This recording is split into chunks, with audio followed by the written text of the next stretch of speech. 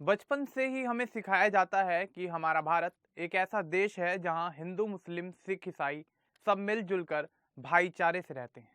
लेकिन तकलीफ तब होती है जब इसी भाईचारे को भूलकर कुछ लोग दूसरों की धार्मिक भावनाओं को ठेस पहुंचाने का काम करते हैं, और वो भी देश की राजधानी दिल्ली में। और वो भी तब जब दिल्ली में हिंदुत्व के मुद्दे पर राजनीति करने वाली बीजेपी की सरकार हो।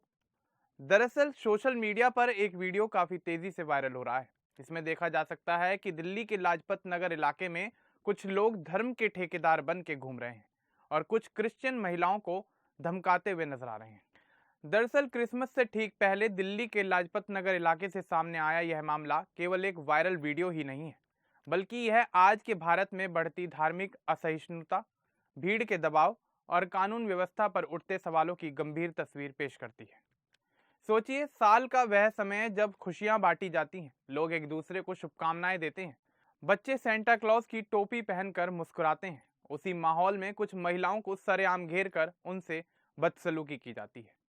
यही वजह है कि यह घटना लोगों को स्तब्ध भी करती है और गुस्से से भर भी देती है। घटना दिल्ली के लाजपत नगर इलाके की बताई जा रही है, जहां बजरंग दल से जुड़े कुछ लोगों ने सांता क्लॉज की टोपी पहने हुए ईसाई महिलाओं को रोक लिया। इन महिलाओं पर आरोप लगाया गया कि वे धर्म प्रचार या जबरन धर्मांतरण कर रही हैं। वीडियो में साफ देखा जा सकता है कि महिलाएं डरी हुई हैं, खुद को निर्दोष बता रही हैं और कह रही हैं कि वे किसी तरह का धर्म का प्रचार नहीं कर रही। इसके बावजूद उन्हें घेर कर ऊंची आवाज में सवाल किए जाते हैं, उन पर शक किया जाता है और सार्वजनिक रूप से अपमानित किया जाता है। सबसे चौंकाने वाली बात यह रही कि यह सब खुले बाजार या यूं कहें कि किसी सार्वजनिक जगह पर होता है, जहां लोग मौजूद होते हैं। अब सवाल ये उठता है कि कौन है ये लोग जिन्हें दूसरों से सवाल करने और उनकी धार्मिक भावनाओं को आहत करने का अधिकार मिला हुआ है। दरअसल ये लोग बजरंग दल के कार्यकर्ता बताए जा रहे हैं। आपको बता दें कि बजरंग दल एक दक्षिणपंथी हिंदुत्ववादी संगठन है जो खुद को हिंदू धर्म और संस्कृति का रक्षक बताता है। संगठन का कहना है कि वह जबरन या लालच देकर कराए जाने वाले धर्मांतरण के खिलाफ अभियान चलाता है। लेकिन आलोचकों का आरोप है कि इसी बहाने आम नागरिकों, खास तौर पर ईसाई और मुस्लिम समुदाय के लोगों को डराया धमकाया जाता है। किसी को शक होना और बात है, लेकिन उस शक के आधार पर सार्वजनिक रूप से किसी महिला को घेरना, उस पर आरोप लगाना और डर पैदा करना, क्या यह कानूनन और नैतिक रूप से सही है? यहाँ धार्मिक भावना का मुद्दा भी बार बार उठाया जाता है। सवाल यह है कि किसी की धार्मिक भावना इतनी कमजोर हो सकती है क्या कि किसी महिला के सेंटा क्लॉज की टोपी पहन लेने से आहत हो जाए? भारत का संविधान हर नागरिक को अपने धर्म को मानने और उसका प्रचार करने के साथ साथ शांति से अपने त्योहार मनाने की आजादी देता है। जब तक कोई गैर कानूनी काम नहीं हो रहा, तब तक किसी को रोकना या सजा देने का अधिकार केवल कानून को है, किसी संगठन या भीड़ को नहीं। इस पूरे घटनाक्रम में एक और अहम पहलू है, और वो है आसपास मौजूद लोगों की चुप्पी। वीडियो में देखा जा सकता है कि वहां कई लोग मौजूद हैं, खड़े हुए हैं, कुछ वीडियो बना रहे हैं और कुछ लोग तमाशा देख रहे हैं। लेकिन बहुत कम लोग महिलाओं के पक्ष में खड़े होते नजर आते हैं। यह हमारी सामाजिक मानसिकता पर बड़ा सवाल खड़ा करता है। क्या हम गलत होता हुआ देखते हुए भी सिर्फ चुप इसलिए रहते हैं क्योंकि हमें डर है कि कहीं अगला निशाना हम ना बन जाए, या फिर हमें यह सोचकर फर्क नहीं पड़ता कि यह हमारा मामला नहीं है? यही चुप्पी ऐसे मामलों को बार बार दोहराने का हौसला देती है। सोशल मीडिया पर यह वीडियो आते ही तीखी प्रतिक्रियाएं आना भी शुरू हो गई हैं। कई लोगों ने इसे भीड़तंत्र और धार्मिक गुंडागर्दी करार दिया।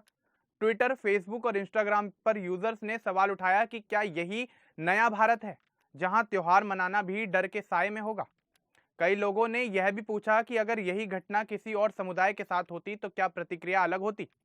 वहीं कुछ लोग ऐसे भी थे जिन्होंने आरोप लगाने वालों का समर्थन किया और कहा कि अगर धर्मांतरण हो रहा था तो सवाल पूछना गलत नहीं था।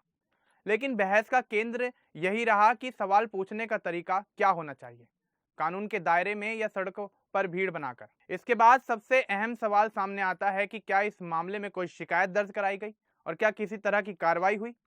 भारत में इस तरह की घटनाओं के बाद अक्सर यही देखा गया है कि शुरुआती दिनों में जांच और कार्रवाई की बातें होती हैं, लेकिन समय के साथ मामला ठंडा पड़ जाता है। लोग ये जानना चाहते हैं कि क्या इन महिलाओं ने पुलिस में शिकायत दर्ज कराई, क्या पुलिस ने स्वतः संज्ञान लिया, और अगर लिया तो क्या आरोपियों के खिलाफ कोई ठोस कदम उठाया गया? क्योंकि अगर कार्रवाई नहीं होती तो संदेश साफ जाता है कि ऐसे व्यवहार में मौन सहमति मिली हुई है। यह मामला सीधे तौर पर मौजूदा राजनीतिक माहौल और खास तौर पर बीजेपी की हिंदुत्ववादी राजनीति से भी जोड़ा जा रहा है। आलोचक सवाल उठाते हैं कि क्या सत्ता में बैठे लोगों की विचारधारा ने ऐसे संगठनों का हौसला बढ़ा दिया है? क्या कुछ लोग खुद को कानून से ऊपर समझने लगे हैं क्योंकि उन्हें ये लगता है कि सत्ता उनके साथ है? वहीं बीजेपी समर्थक इस आरोप को खारिज करते हुए कहते हैं कि हर घटना को राजनीति से जोड़ना गलत और कानून अपना काम करेगा। लेकिन सच्चाई यह है कि जब ऐसी घटनाएं बार बार सामने आती हैं तो सरकार और प्रशासन की भूमिका पर सवाल उठना लाजमी है। असल मुद्दा सिर्फ ईसाई महिलाओं के साथ हुई बदसलूकी या क्रिसमस का नहीं है। असल मुद्दा है उस डर का जो अल्पसंख्यक समुदायों के मन में बैठा जा रहा है। वह डर कि कब, कहां और किस बात पर उन्हें घेर लिया जाएगा। वह डर कि क्या उनकी पहचान ही उनके खिलाफ इस्तेमाल की जा सकती है। एक लोकतांत्रिक और बहुधार्मिक देश में यह डर सबसे खतरनाक संकेत होता है। भारत हमेशा से अपनी विविधता पर गर्व करता आया है। अलग अलग धर्म, भाषा, संस्कृति और त्योहार। अगर इसी विविधता को शक और नफरत की नजर से देखा जाने लगे तो समाज का ताना बाना कमजोर पड़ जाता है। कानून का काम अदालत और थानों में होना चाहिए, ना कि सड़कों पर भीड़ के जरिए।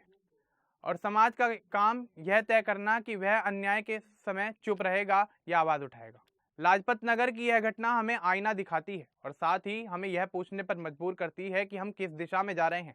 क्या हम ऐसा भारत चाहते हैं जहां लोग एक दूसरे से डरे हों, या ऐसा भारत जहां हर कोई बिना भय के अपने त्योहारों को मना सके?